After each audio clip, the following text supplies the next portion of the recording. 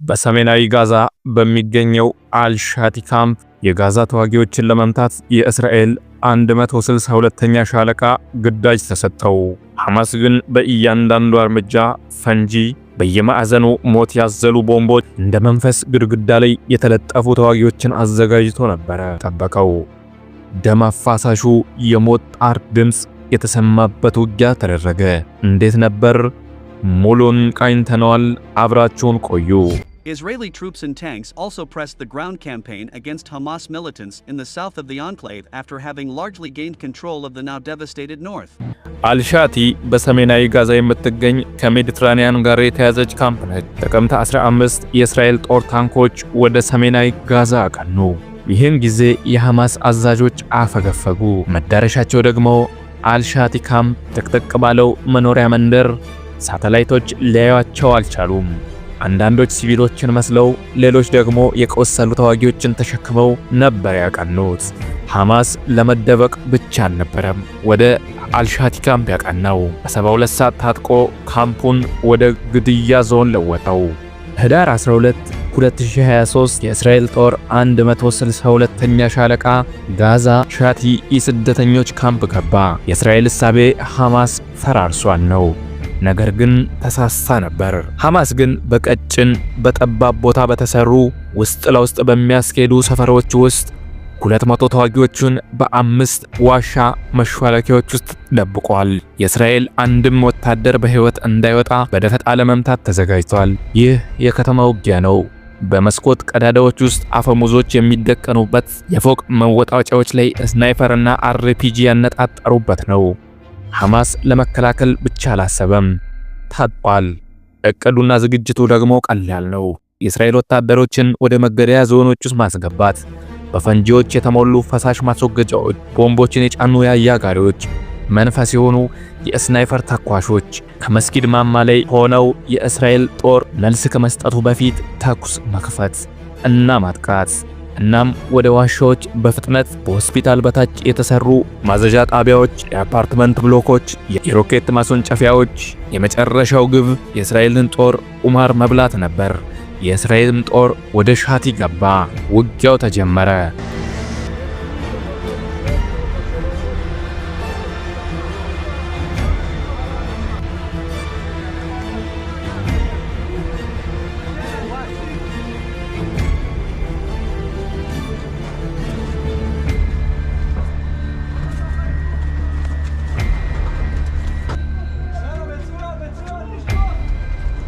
የሐማስ ተዋጊዎች ከተደበቁበት እየወጡ ተኩሱ ተጣጣፈ።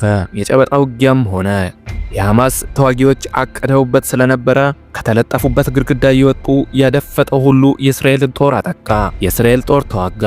ውጊያው እጅ በእጅ እስከ ስለትና ቢላዋ ደረሰ። ከመሬት በታች የተሰራው ዋሻ ውስጥ ውጊያው አሁንም ቀጠለ። ባብ መስመሮች፣ በየመታጠፊያው ጠመንጃ ተደቅኖ በየማዕዘኑ መጥረቢያና መሳሪያ ያዙ የሐማስ ተዋጊዎች ለማጥቃት ተዘጋጅተው ቆመዋል። የእስራኤል ጦር እዚህ ውስጥ ነው ዘልቆ የገባው። የሐማስ ተዋጊዎች እንደ ንብ ቀፎ ከ5 የዋሻው ቱቦዎች ውስጥ አንዴ ወጥተው ያጠቃሉ። የእስራኤል ጦር ጦርነቱ ከበደው። ስለዚህ በሐማስ የጦር ሕግ መጫወቱን አቆመና ግንባሩን፣ የጦር ሜዳውን ራሱን መደምሰስ ብለው ስልታቸውን ቀየሩ። ዲናይን ቡልዶዘሮች፣ 50 ቶን የሚመዝኑ ቦምቦች፣ ሙሉ የዋሻ ብሎኮችን፣ የሐማስ መተላለፊያ ቱቦችን ድምጥማጡን አጠፉ። ከመሬት በታች ያለውን የሐማስን መሸሸጊያዎች ቴርሞቫሪክ ቦምቦች ኦክሲጅኑን መጠጡት። ሲናይን ጋዝ ክፍሎቹን ዋጥቁት። የሐማስ ተዋጊዎች ይህን ጊዜ መታፈን ጀመሩ። የተጠለፈው የሬዲዮ ግንኙነታቸው የእስራኤልን ጦር በደም ከተነከሩ ቦቲ ጫማዎቻቸውና እያረድናቸው ነው ከሚል አውጡን፣ መውጫ የለንም፣ ታፍነናል ወደሚል ድምፅ ተለወጠ። ውጊያው ቀጠለ። ጭሱ ሲጠፋ ካምፑ ፈርሷል። ድል በሁለቱም በኩል አልነበረም። ከባድ መጠፋፋት። 200 ሜትር ዋሻ ውስጥ 19 ስመጥር የእስራኤል ወታደሮች ተገደሉ። 73 የሐማስ ተዋጊዎችም ሞቱ። ደም አፋሳሽ የዋሻ ውጊያ። በዓለም ካሉ ጠንካራ ጦር ውስጥ ቀዳሚው ስፍራ ላይ የሚገኘው የእስራኤል ጦር የከበደው በሁለት እግር ኳስ ሜዳ ርዝመት ውስጥ 19 ስመጥር ወታደሮቹን ያጣበት ውጊያ። ነገር ግን ተወጣው ስልቱን ቀይሮ። ከውጊያው በኋላ በሻቲ ፍርስራሽ ውስጥ የእስራኤል የሃሎም የኢንጂነር ተዋጊዎች ምድብ ወደ ሐማስ የዋሻ ውስጥ ቤተ ሙከራ ዘልቆ ገባ። የእጅ ባትሪዎች፣ አቅጣጫ አመላካች ጥቁር ምንባቦች፣ ለውጊያ የተመቻቹ ምሽጎች እየተመለከቱ ዘለቁ።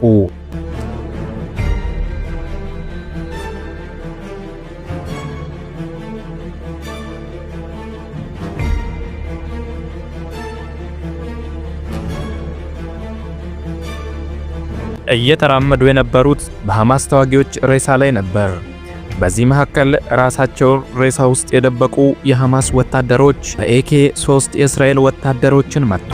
ሄልሜታቸው መሬት ሳይነካ ወታደሮቹ አሸለቡ። ሌላኛው የሐማስ የጥቃት ስልት ተከተለ።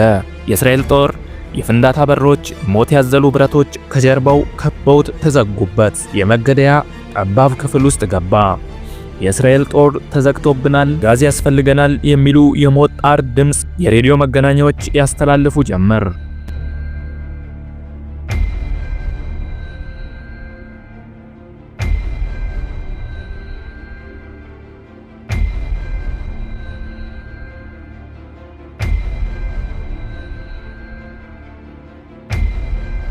የእስራኤል ጦር የሰጠው ምላሽ ግን በሰው ኃይል ሳይሆን መንፈሳዊ ይመስል ነበር። የዲናይን ቡልዶዘሮች የተዘጉ መሿለኪያዎች ምሰሶዎችን መምታት ጀመሩ። ቴርማት የእጅ ቦምቦች መተላለፊያዎችን ፍም ወደ ያዘ ምድጃ ለወጡ። የሐማስ ተዋጊዎች በዚህ ጊዜ ተስፋ ቆረጡ። ተማጽኖዎችን በሬዲዮ አቀረቡ። ተፈራረሰ ዋሻ ውስጥ ጭሱ ዋሻው የሚተነፍስ ይመስል ነበር። የሐማስ የማይበገር ዋሻ የጅምላ መቃብር ሆነ። ሁሉም ጸጥ አሉ። 19 የእስራኤል ወታደሮች ሲሞቱ 34ቱ ቆሰሉ። የሐማስ ተዋጊዎች ደግሞ በ3 እጥፍ። ነገር ግን አዛዦቻቸው አመለጡ።